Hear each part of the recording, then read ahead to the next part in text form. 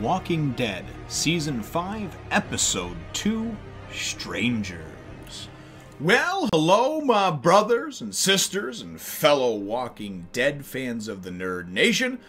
I, as always, am Jim, and I'm here to bring you another review on the awesome and gruesome tale that is The Walking Dead. This review, of course, is for Season 5, Episode 2, and really, first of all, too, I like to get this out of the way. My reviews do contain spoilers, so if you have not seen the episode, please do go and watch it before you then come back and certainly, get upset because I spoiled some things, because I will spoil the shit out of the episode as I talk about things that happen within the episode. So, without further ado, we'll dive right into it. After the events of last episode, which was absolutely explosive, the season premiere was done very well, and I really kind of, I applauded it for all the action, all the gore, all the wonderful things that did happen in it, but the one thing that bothered me is I felt like it should have been our Season 4 finale. This episode tones it down a little bit more. We see Rick and the group and the survivors kind of, hitting the road. I had forgot to mention as well, too, that, one of the big things that we saw that was, I guess, a big reveal at the end of last episode was the fan favorite character Morgan. If you remember, that's the guy that saved Rick with his son and everything all the way back in the first season, first episode, and then appeared in Season 3, Episode 11, I think I want to say, 11 or 12, Clear it was called. Anyway, we wind up seeing him at the end of last episode, and he's following some kind of markings that he sees on a tree. I don't know if he's looking for the X-Men. It's a circle with an X through it, it looks like. Anyway, I have some theories on that and stuff too, but we're going to get right into this episode. And this episode was great in the sense that it really just kind of kept the pedal to the metal. The first half of it was a little bit on the slow end. They wind up coming upon, they hear some screams for help, and they wind up finding this this guy who needs some help. He's up on top of a rock. There's walkers around him. And our zombie killing crew goes in and takes him out very quickly, and we find out that this gentleman is just by the way he's dressed, but we find out from him too as he verbally talks to everyone. His name is Gabriel. He's a Father Gabriel, has a church very close by. Rick is very wary of him. Rick is very wary of anybody, okay? Especially after the whole thing with the people in Terminus and everything else. Rick has not had a good time with running into random strangers. Because, prior to Terminus, he ran into, Joe and the Marlboro men over there, the Claimers, Daryl's Marlboro smoking buddies, and wound up having to tear throats out, shoot people, and, stab that one dude, 412 times to death. So anyway, so Rick is he's not a real big friendly, he's really like a get off my lawn type of guy at this point, And so he's very wary about it, but he says, you know what, because they need some supplies and some shelter, just take us to your church. Goes to the church, they kind of check everything out and whatnot, and they see that this Father Gabriel, he's not hiding anybody or anything else crazy in the church, but Rick senses that he's hiding something. This whole episode, though, for me, was very much about forgiveness. We get, as they're on the road at the beginning, we get these really great little snippets of conversation where, Rick, for instance, goes and winds up talking to Tara, the lesbian girl that was actually with the governor and everything like that. And he goes and just in a few lines, he basically says, like, hey, we're cool. He says, listen, I could tell you didn't want to be there, and that's why I was trying to talk to you and appeal to people like you, right? So, and he says, I hear you saved Glenn's life. And she says, well, he saved mine. And he says, that's how we roll. That's how we are. And then he goes and basically just says, like, we're good. Get some sleep, whatever. And she does her little fist bump thing with them, which I thought was kind of cute. And that was Rick's very cool, stoic, leader-like way of saying, it's all right, man. Don't worry about the sins of the past. I've sinned as well. Things happen, and it's a shame that it happened, but it is what it is. We're cool, right? There was also a great conversation between Carol and Tyrese, where Tyrese says, are you going to tell everybody what happened about you killing Karen and David and everything else? And she's basically like, it's cool. I already, Rick already know. A lot of them already know. You know what I mean? So, but Tyrese, it was very much about his forgiveness and acceptance of her. Like, listen, you shouldn't be judged poorly based on one action that you've made, right? We've all had to make some hard choices in the apocalypse, and yours was one of them. You thought you were doing the right thing at the time, right? So I liked that, So you had these great little conversations that are going. Even in the church, there was a point where Maggie goes and talks to Tara, and Tara feels like she needs to tell her, listen, especially because her father was the one that was killed by the governor. She says, I was there, I was with him, And at first, Maggie's got this look on her face like she's going to flip and slap her or whatever. But then Maggie goes and basically says, listen, it's okay, we're good, you know what I mean? The whole idea and the whole theme that was running throughout this was forgiveness for your sins, right? Father Gabriel has some issues that we don't know about. He is hiding something. We don't know what it is. This is, this storyline, though, is mirrored almost identically, just with some different characters swapped in and out that are no longer alive in the show that were in the comic, from the actual comic book itself. I don't like to get into it too much with the comparisons because you always get these whiny fucks that, oh, it wasn't like the kind, it should be more like. Personally, I think the comic book is garbage in a lot of ways. It's only there for the visual. Hey, let's show how we can just like one up the gore factor. Let's rip this dude's face off, this eye off, whatever, right?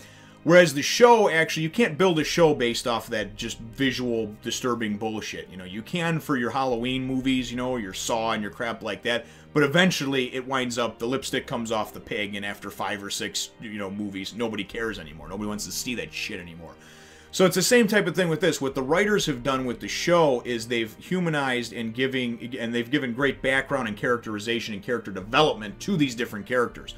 Ones that were not in the comic, I don't care. That makes it different. I don't want to watch something that's predictable, you know? And it's the same thing with Game of Thrones. Oh, they didn't do this like they did in the book. Get over it, okay? It's an artistic medium, and there's going to be some different changes that are going to be made. However, this does follow a string in the comic book very, very closely, and I don't want to spoil anything for those that maybe haven't read it or whatever, but I felt like from about halfway on the episode, I knew what was coming next, right? And that I'm not too happy about, but that's my own fault. I read some of the comics last year and broke down in kind of the off-season in between, and it is what it is. So we wind up, though, seeing there's a bit of action in here, and the bit of action that they wind up having in this, and it was really kind of forced, you know. They have to go get some food. They go to the local town with Father Gabriel. You know, Rick winds up going, and he winds up taking Michonne and Bob and Sasha with him. We also see, too, that Bob and Sasha have now... Sasha is eventually over... She's succumbed to Bob's charm, right? He was hitting on her hardcore last season. Now they're kissing, they're lovey-dovey, they're clearly fucking, right? And that's fine. That's great, you know what I mean? Post-apocalypse, you don't know when you're going to live or die. Get it while you can get it, my friend. So, kudos, hats off to Bob. Bob, though, for me, makes a great case for being like the voice of the group. He's very, very logical in the way he thinks, and he's very salesman-like as well. He goes and talks to Rick about the whole following Abraham and going to Washington, and Rick's still undecided about it, but Bob's like, listen, man, every time you do one of these horrible things, you lose a little bit more, you give a little more of yourself, you give up a little bit more of that humanity. If you keep doing that for too long, when shit does go back to normal, you're not going to know how to cope with it. You're not going to know how to become part of society again if you give too much. So what he says is very, very important, and they're very good words if you think about it.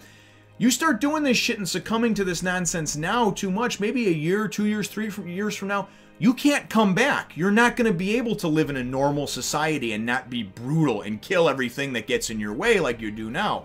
So Washington is our hope, and that's what I like about it. It's hope, you know. So anyway, there was this kind of forced scene at the food bank where the roof had caved in, everything was down in the basement, there's all this slime and shit and nasty just walkers that are falling apart. The main thing is that there's this one walker with these big, oversized type of glasses that's coming at Father Gabriel, and he winds up just freaking and basically just kind of sitting there like, okay. And I think I don't know if it's a guilt thing or what. We later on see a picture of what appears to be maybe the organ player of the church, and it's this blonde woman with those glasses next to Father Gabriel. I don't know if they were intimate, if they were together, if they were just very good friends. I don't know if somehow or another something he said or did led to her demise and he feels responsible for it now. Not sure. There's a point in the episode where Carl winds up showing to Rick there's scratches and shit, like somebody was trying to claw with a knife and get into the back of the church. And there's also something written in there like, you know, you'll burn in hell for what you did, something along those lines, Gabriel, you know. So what I think it is that people wanted to probably get in there for refuge and shelter, and he was too scared to let him in. This guy's scared of his own shadow. He's never fought or killed a walker. He's not good around them. And I think for him, I think he probably wound up locking himself up in his church and maybe just turning away people that he could have potentially helped. And I think that's where his guilt is, and maybe that's his deep, dark secret. However, one of the things, again, the theme that was running through here was that forgiveness theme, you know? So I thought it was very cool and very neat the way it was done. When they're at this food bank, though, and killing, and you get your obligatory zombie kills, it looks like Bob winds up he gets pulled under by this zombie that was there, and I think he actually wound up getting scratched. Later on in the episode, we see him out in the woods after he goes and gets a few more kisses from Sasha, and he's crying, right? And I think that the only thing that we can really, surmise from that, he got bit on the bandage, remember, in episode 13 or 14 of last year. And remember, we thought he was done for. You can only dodge so many bullets, okay? We saw that with Herschel, okay? He looked like he was going to bite the bullet like 3 or 4 times in the last couple of seasons. He eventually did in the mid-season finale, and I still miss the guy till this day. He was the Santa Claus. He was the voice of reason. He was the father, the grandfatherly type. He's very sorely missed. However, and I think Tyrese is almost filling that void in the sense of he's trying to be the moral compass for people. However, he's still way too soft, and I'll get to that in a minute. So, Bob, though, I think got bit. He was out in the forest. He's crying and this and that. All of a sudden, he gets grabbed. He gets grabbed by someone. You're thinking, what the hell is going on, right? That circles around to what I'll get to in a minute, which was the end of the episode, which was left hanging very nicely. Carol winds up going and trying to take off. She's off in the woods. There's this car they found earlier for an escape route. Carol's basically like, I don't fit in. I'm going to take off. However, prior to that, her and Rick had this great scene where Rick looked at her and said, I exiled you. I kicked you out. I still don't know about what you did, but I know that you did what you thought was right for the better of the group. And even though I still don't fully know whether I made the right decision or the wrong decision, you came and saved us. You came back for us when you didn't have to. And what I like about the next thing that he says is the most important line, I think, in that episode is that he looked at Carol and he said, would you have us? Now we're joining you. Would you have us? He empowers this woman who's never had any power in her life. Okay, she was beaten and brutalized and abused by her husband. And she's come so far, but he looks at it as like, you know what? This is his way of saying, I'm sorry. The decision I made before, I'm going to stand behind for right now. And I don't know whether it was right or wrong, but you saved us, and now I had to come to you to ask for help. We're joining your group now. Will you take us? And I really like that. I like that. And she said, yes, of course, and blah, blah. So later on, though, flash forward a little bit later on the episode, she was going to go and it looks like she's going to take off. Daryl winds up coming upon her in the woods or whatever, and they wind up seeing this car go flying by, and the car has the same look to it and that cross hanging from the back of it of the car that wound up taking Beth. And we know that Beth is still alive. We saw in the season previews and everything like that for season 5 that she is alive. She's just somewhere being held, obviously, against her will. So that storyline is going to go and get fleshed out over the next few episodes, I hope, as Daryl and Carol wind up jumping in the car. He bashes up the taillights first so they can obviously drive blind, so to speak, so they can't be seen. He can turn the headlights off. And they go after that one, right? So the episode itself, though, winds up wrapping up, I thought, in a really nice way. Tyrese, in the last episode, told Carol that he killed that guy, that termite or whatever you want to call him, that they had found and captured and everything else. The guy that was threatening to kill Judith said, no, don't worry about it, I killed her, right? I killed him. And Tyrese did not get the job done because as Bob goes and wakes up after he's been captured and knocked unconscious, we see blurry faces all sitting around a fire, and this was almost pulled directly from the comic book, of Gareth, the guy from Terminus, right?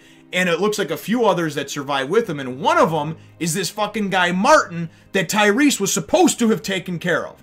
Now, Tyrese needs to start getting his business done because this leads to another person that's able to come after you and kill you at some other point. Now, what I liked about this was that Bob's sitting there and he's kind of just, out of it and everything like that. He's just come to from being unconscious.